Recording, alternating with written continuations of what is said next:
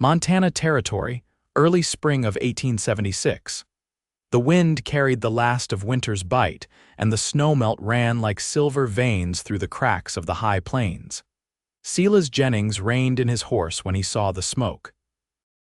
Not chimney smoke, this was darker, angrier, curling up from the cottonwood grove off the trail. He nudged his gelding down the slope, hand resting near his rifle.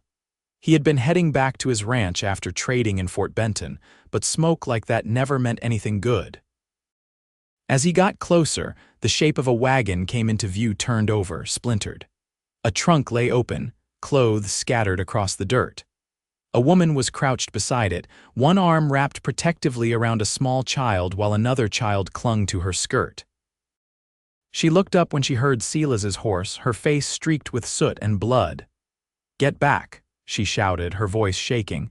"They might still be close." Silas swung off his horse in a single motion, rifle already in hand.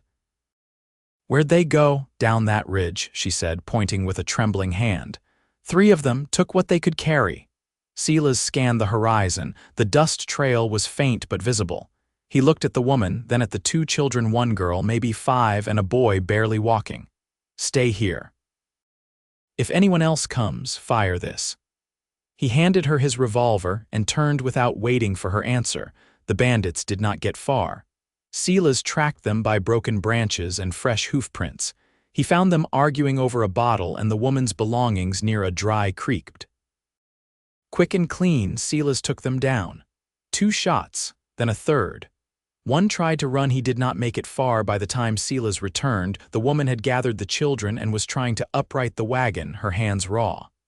"Those men won't bother you again," Silas said quietly.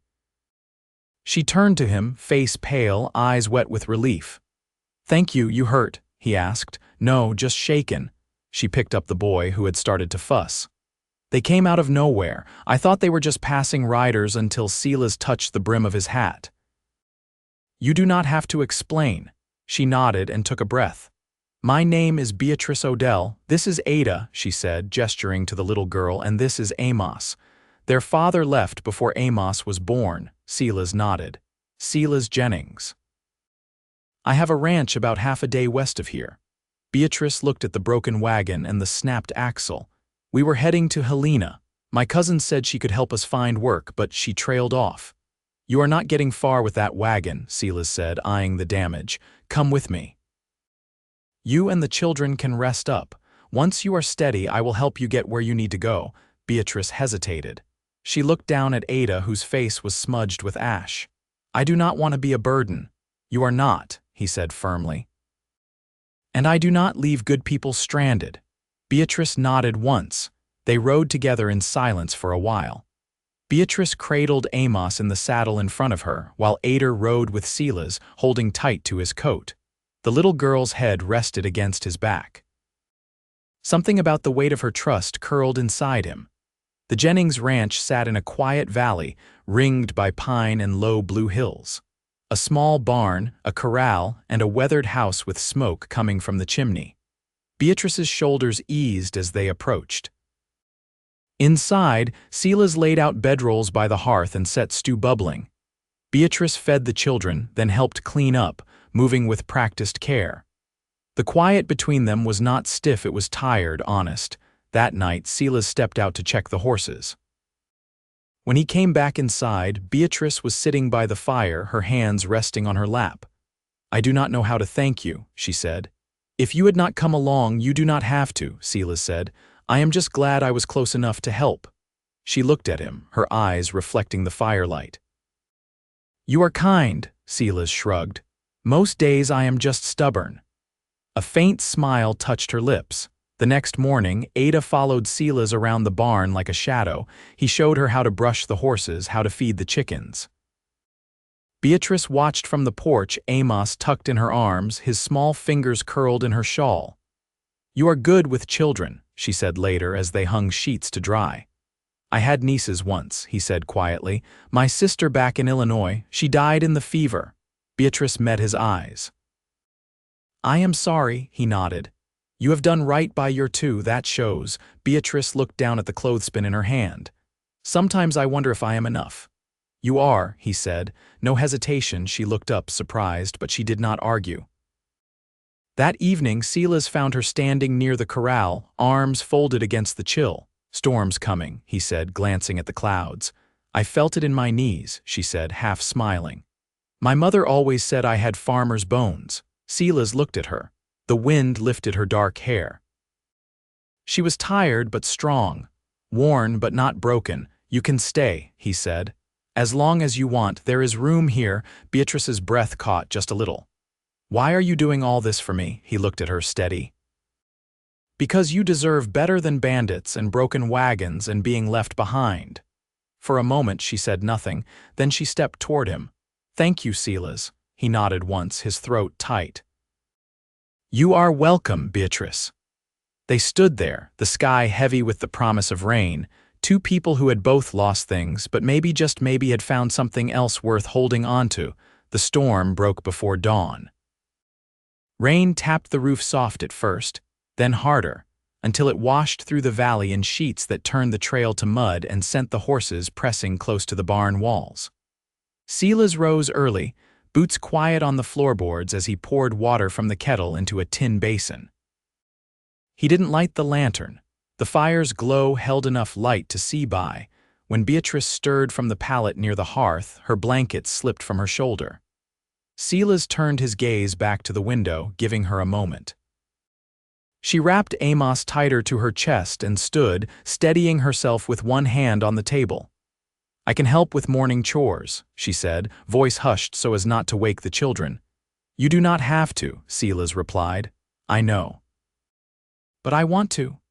He gave a slow nod and handed her a dry shawl from the peg near the door. They stepped outside together, boots sinking into the wet earth. The barn smelled of hay and damp leather. Inside, the horses shifted and snorted, restless from the storm. Beatrice moved with care, following Silas's lead. She filled troughs while he checked hooves for stones and loosened the tack that had been left on the rail overnight. They didn't talk much, just the work between them measured, quiet. When they returned to the house, Ada was awake and sitting cross-legged by the hearth, drawing shapes in the ashes with a stick. Beatrice brushed the hair from her daughter's forehead and kissed her temple before setting a pot of cornmeal to boil. Silas poured 2 cups of coffee and passed one across the table. He studied her hands as she reached for it, scraped at the knuckles, a line of flour under one nail. She didn't flinch from the heat of the tin. "My mother was a midwife," she said after a moment. "I grew up catching babies and boiling linens. I thought I'd do that too, but then I married young and he didn't want me working."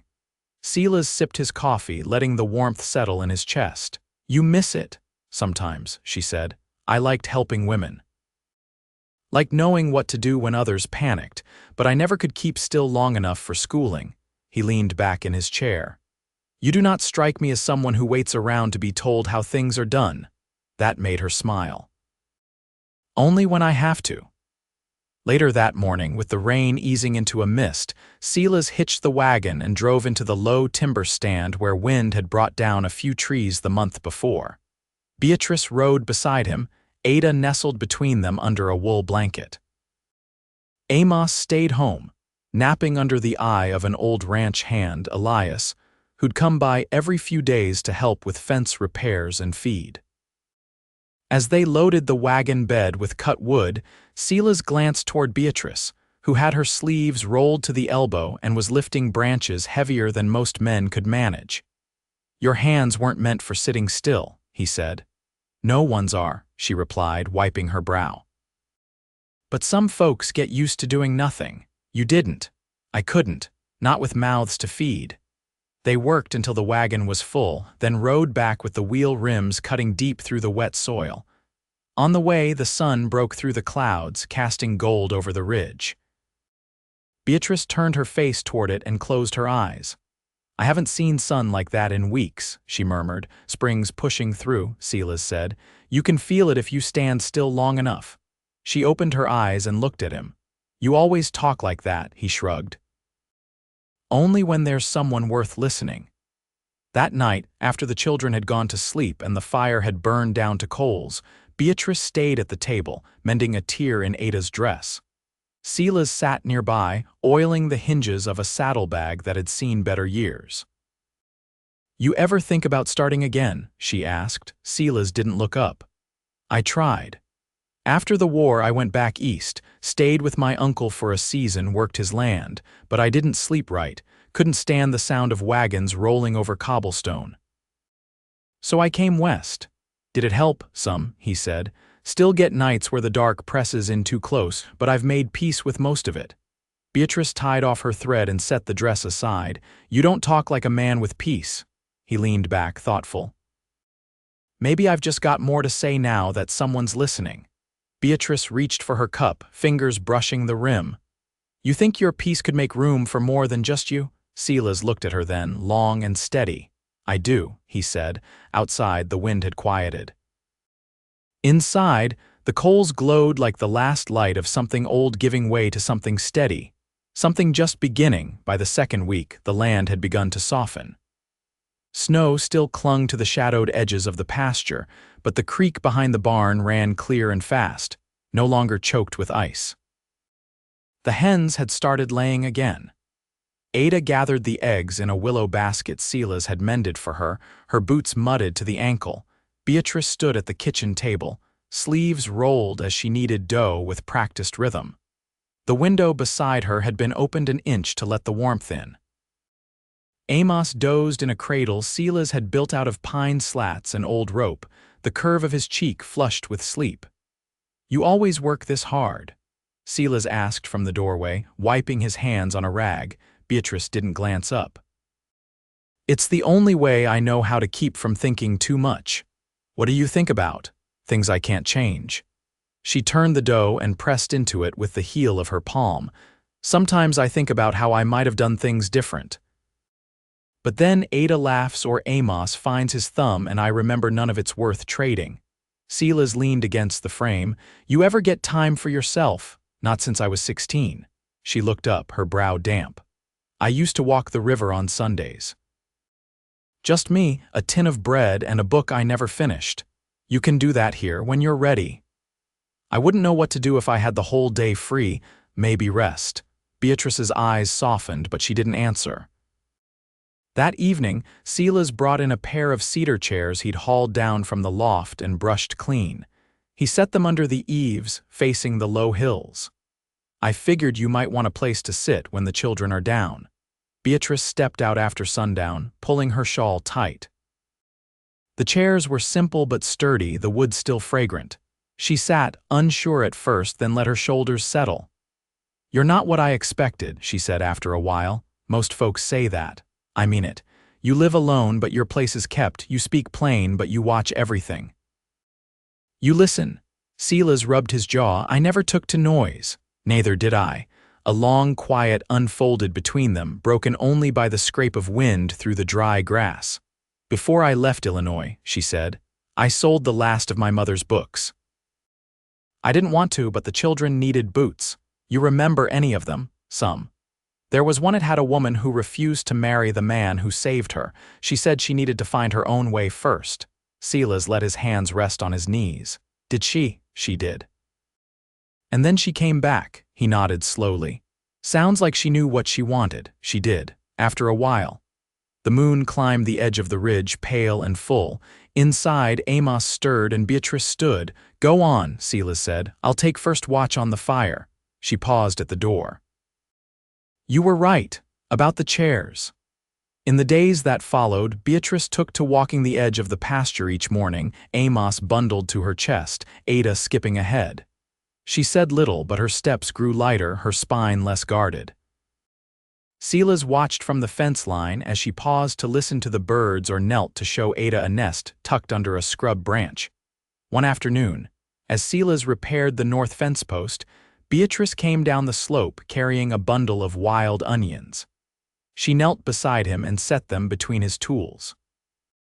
"These grow better here than anywhere I've been." "Maybe they know they're safe," she smiled faintly. "Maybe we all do." He drove the next nail slower than the last. When the sun dipped low, they walked back together. Ada ran ahead toward the house, her braids swinging. Beatrice kept pace with Silas. "I've been thinking," she said. He shifted the hammer to his other hand. "About what? About staying. I know there's no kin here. I know it's not what I planned." Silas stopped walking. "You don't owe me anything," he said. "You and the children, you're free to go anytime." Beatrice looked up at him, her eyes steady. "I know, but I've never felt less lost than I do here." He watched her face the way the wind caught a loose strand of her hair. "You'd be welcome," he said.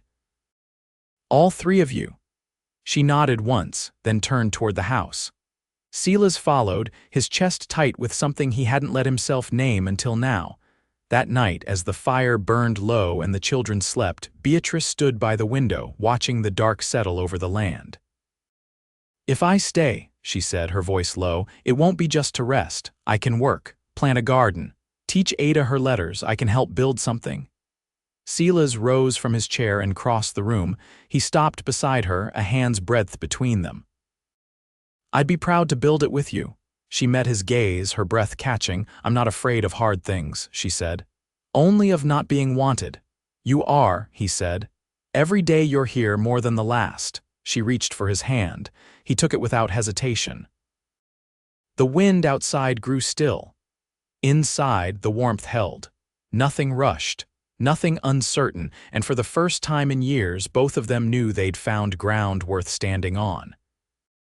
The fields dried faster than expected, and by late April, Silas had begun turning the soil near the southern fence for planting. Beatrice stood beside him with a sack of bean seed folded under one arm, her boots pressed deep into the tilled earth. Silas handed her a short-handled hoe without a word, and she took it, nodding once. "Feels good," she said as they worked side by side, putting something in the ground and knowing it might grow. Silas pushed his shovel deeper, glancing toward the tree line where the wind bent the young grass. "Some years it does. Some years you get hail in June and nothing but stalks come up." She stopped to wipe her brow with the back of her wrist.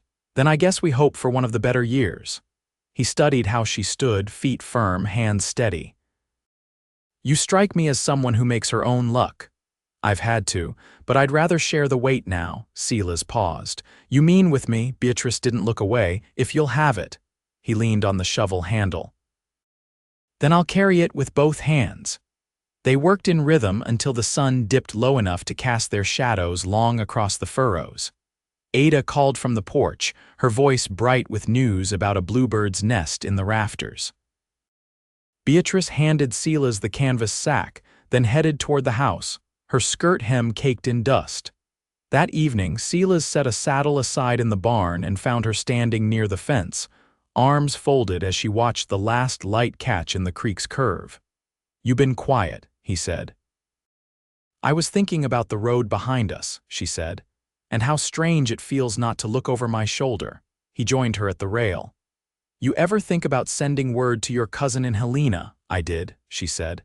"Then I realized I didn't want to explain why I stayed, not because I'm ashamed. Just because I'm not leaving." Silas didn't speak right away. He reached down, pulled a piece of dry grass from the fence post, then let it fall. "I've never had someone choose this place, not really." "I didn't choose the place," she said. "I chose what I found here." He looked at her, something steady and clear behind his eyes. "You've changed this place, Beatrice," she held his gaze, "and you've changed me." The next day, Elias brought lumber from the mill south of the ridge. He helped Silas unload the planks, then nodded toward the house. "She's got a way about her," Elias said. Silas didn't look up. "She does." "You building something new?" Silas ran a hand over the top board. "Spare room for the children?" Elias gave a short nod. "Thought you might be." "You want help with the roof line?" "Only if you've got time." "I've got time." By week's end, the frame stood solid beside the main house, the walls already half raised. Beatrice spent the afternoons sanding window trim while Ada painted a wooden box for her dolls.